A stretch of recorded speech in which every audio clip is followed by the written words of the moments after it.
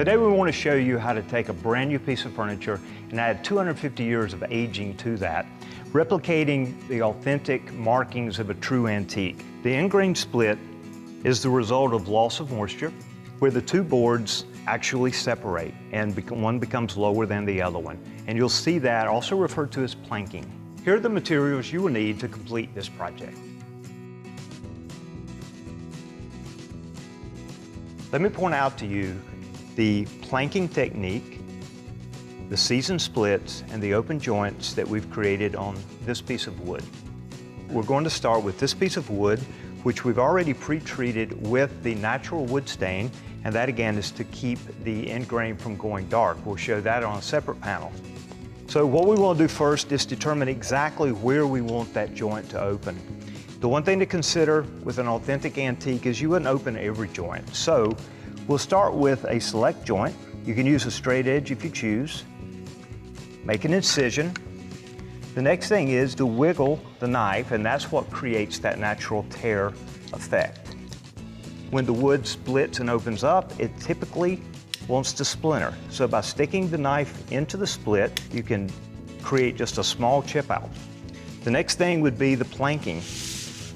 Let's consider that I want to create a planking in the center panel. I start again by making the incision,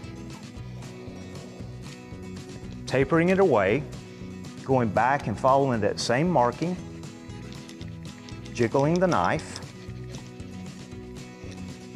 and that gives me a foundation to create a planking effect. Then using a chisel, I start on one side of the board, insert into the incision, and then in the direction of the grain and in the direction of the incision, simply twist the chisel back and forth. And what that does is give the impression of a piece of wood, because of the loss of moisture content, is actually shifted. It creates a planking effect. So I also want to demonstrate a end grain split.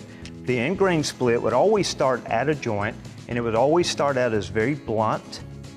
And from that blunt edge, we want to taper away. So if you always think about an airplane that starts on the runway and takes off, you want the end of the joint, or the end of that mark, to go away. Just like that. And again, insert the blade into the incision and just make a couple chip outs. That adds to the authenticity.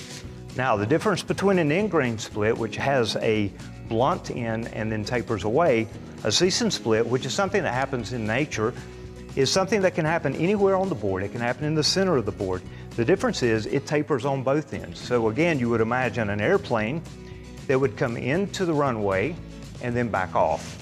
So we do that simply by moving the knife, making the incision, jiggling the knife, and then taking off. Sometimes two together looks really creative.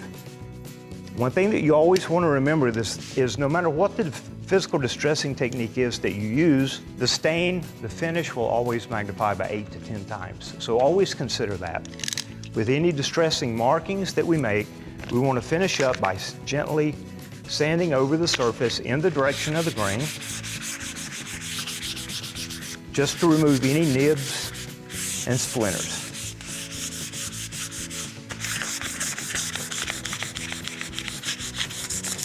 The one thing that we don't want to take away is the detail of the physical aging. We want to be able to continue to see that. We just want to soften it, soften the edges. And now it's ready for finishing. Now we're ready to apply the wood stain. We'll apply the stain, a good even wet coat overall. We want to make sure that the stain penetrates into all the crevices. This can be applied with a brush, with a lint-free cloth, either one or both. Make sure that we get all the moldings, the edges, a good even wet coat so we allow for maximum penetration of the stain.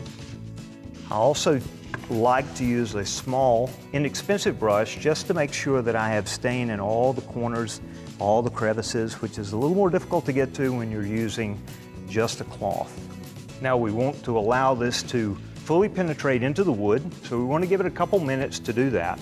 We've given the stain a couple minutes to penetrate, and now we'll begin to wipe. Again, I like to wipe across the grain in a circular motion, and then finish up by wiping in the direction of the grain. We want to make sure that we wipe off all the fingerprints, again wiping in the direction of the grain. Now you can see how the physical distressing marks are accentuated. They're showing up as much as 10 times what it was in the white wood. Here we have the planking, the end grain split, the chip outs, the season splits, and all of that just shows itself beautifully, just like an antique.